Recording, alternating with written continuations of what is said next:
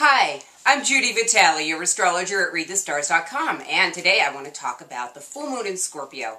It's coming tomorrow morning, very early on the morning of Tuesday, May 17th.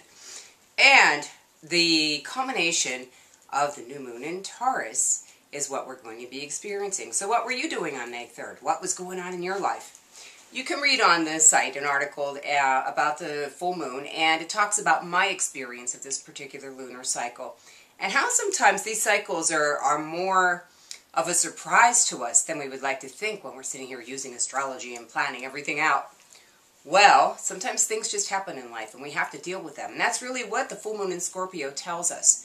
The full moon in Scorpio is going to bring out basic truth about your life that you may like to face and you may not like to face, but you have to face it no matter what. And let me take my headset off. Anyway, that's one of the truths. I was wearing my headset and not knowing it.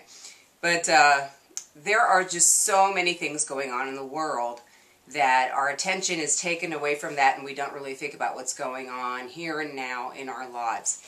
And I think that the full moon in Scorpio is going to help us to do that as well. Whatever it is that you have to face up, whether it's the fact that you're not as financially solvent as you thought you were, or that there's something you need to take care of that you thought had already been taken care of, or that somebody really is in love with you, and how do you feel about that?